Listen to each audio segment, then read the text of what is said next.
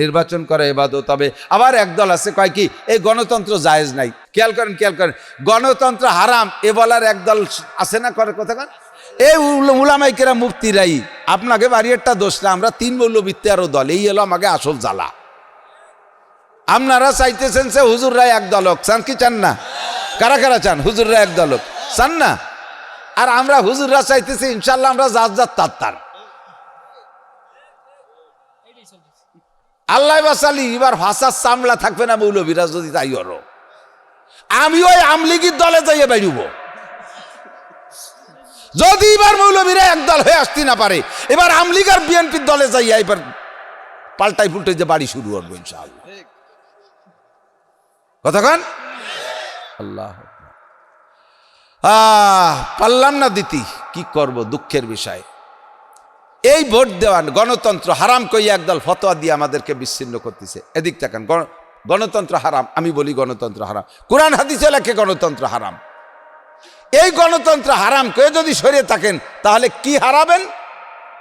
এবার আপনি নিজে ফতোয়া দেন। আমি আর একটা বলি, মানুষকে মানুষে পুড়াইয়া মারা হালাল না হারাম? এমনকি একটা পিপিলিকাও পুড়াই মারা হারাম, এমনকি বিষাক্ত সাপও পুড়াই মারা হারাম, ঠিক তো?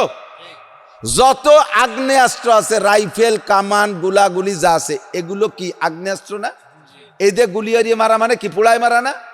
সবচেয়ে বড় কথা, বোমা মারে, বোমা বললে তার পুড়িয়েই যায়, মরে না। কথা কন, তাহলে বোমা মারিয়ে মারা কি হালাল? আবার কন, বোমা যেহেতু আগুন, বোমা মারলে আগুনই পুড়িয়ে যাচ্ছে, আর আগুন দিয়ে পোড়ায় মারা হারাম। তাহলে বোমা মারিয়ে মারা হারাম। মারামারি করতে হবে তাহলে কি দিয়ে? দাউ কাশি খুন্তা কুড়েল তিল তরবারি দিয়ে, নাকি বলেন? এবার আমেরিকার আইলালারা আইসে বড় বড় বোমা নিয়ে, তুমি যাও তরবারি নিয়ে। বুঝছেন নি কথা? কারণ ও জায়গায় বোমা মারলি তো হারাম, বোমা মারা যাবে না। মরিও যদি যাই পুড়িয়ে তবু বোমা মারা যাবে না। তোমার ওই আল্লাদের নেকসামি থাপড়ায় দাঁত ফেলায় দেবে ফেরেশতারা। ফতোয়া অত দিতে যাইও না।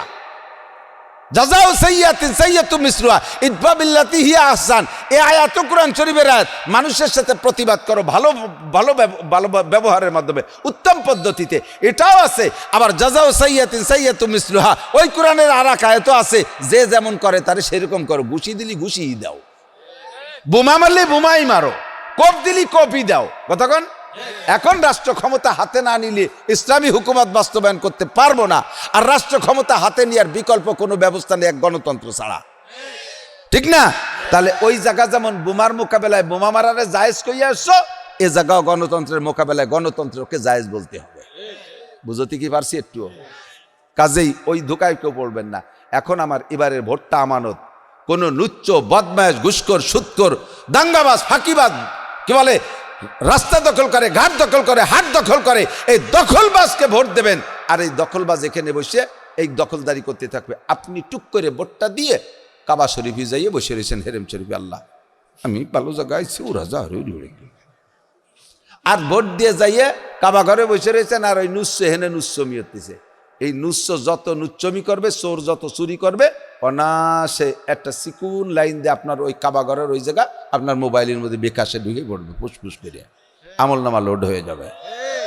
আপনি মনে আমি আল্লাহ বিল্লাতেছি কাবাগরে কি এটা ভোট দিয়েছি, তাতে কি হয়েছে? তোমার নেক্সট আমি ছুটে ফেরাই থাপড়াই।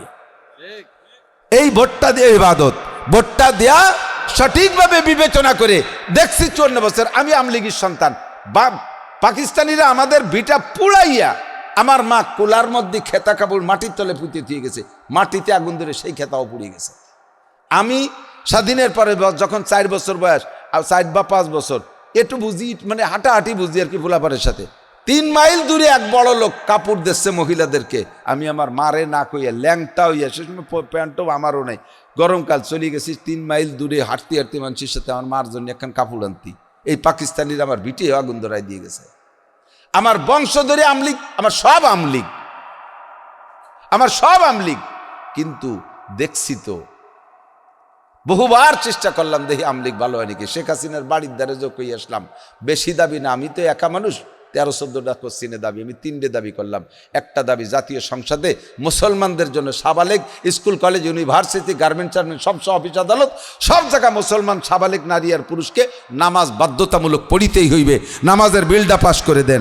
2 নম্বরে পর্দার বিলটা পাস করে দেন, স্কুল কলেজ ইউনিভার্সিটি ভাগ করে দেন।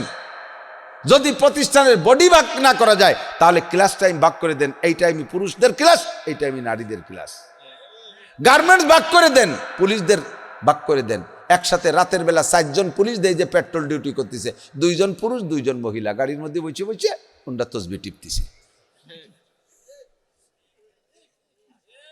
এটা জায়েজ? এটা জায়েজ? অ্যাক্সিডেন্ট হতে পারে কি পারে না? 2 জনের ভাগ করে নিয়ে গেলি, হয়ে গেল। এই জায়গায় হাত দেন। যত পার্ক আছে 2 জন গাছতলা বসে বসে আল্লাহ বিল্লি হতেছে, ওকে বাড়ি উঠোনে যায়। পার্কের মধ্যে 2 বসে রয়েছে না, ওরা কি সুরো ফাতে আমাস করতেছে, নামাজের ফরজ মুখস্থ করতেছে, ওই জায়গা ধুলাই দেন।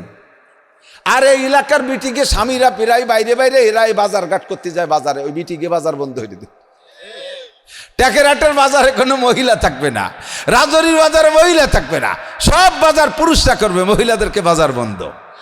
কতক্ষণ এতে মরবে না। সব বাড়ি পুরুষ ছোট বড় জায়গাটা কিছু আছে, ব্যবস্থা আছে, এইগুলো এই পর্দার ব্যবস্থা করেন। 2-3 নম্বরে জাকাতের বিল পাস করেন, পাই টু পাই জাকাত আদায় করে গরিবদের মধ্যে বন্টন করেন। বেড়া ক্যাডান্স গ্রামীণ ব্যাংক যা আছে সবগুলো ল্যাজ উসইরে ডাক্তার ইউনুস সহ পালাতে বাধ্য হবে। হ্যাঁ, কোনো সুদিয়া বাংলাদেশে থাকবে না, কতক্ষণ না কেন কোনো সুদখোর সুদদাতা থাকবে না, শুধু জাকাতের পদ্ধতিটা। এই 3টে বিলির কথা কইলাম, এক সরকারও মানলো না। যে সরকারি না মানছে সে সরকারি দাওয়া খাইছে।